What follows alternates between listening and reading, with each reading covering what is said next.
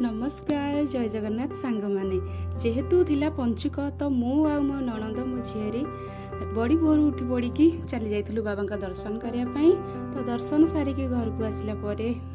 दर्शन सारिकी आसे तो देखिली जटिया ठिया गेट मुहरे तो मुझे किसी परिवा चोपा देदेली से खाई चरवा को गला तापर फटाफट के दही सरबत पीकी मु बाहर पड़ी रोसई पाई।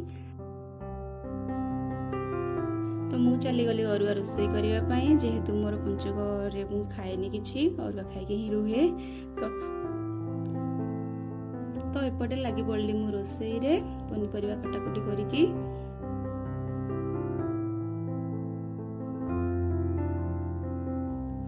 प्रथमे मु अरुआ रोसई करनी डालमाटा को पघारी देली डालमा पघारला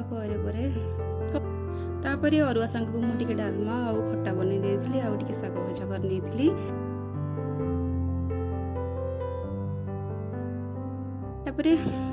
बारीपटे गोटे कदली पत्र आनी बस पड़ी खाइबारे गुटी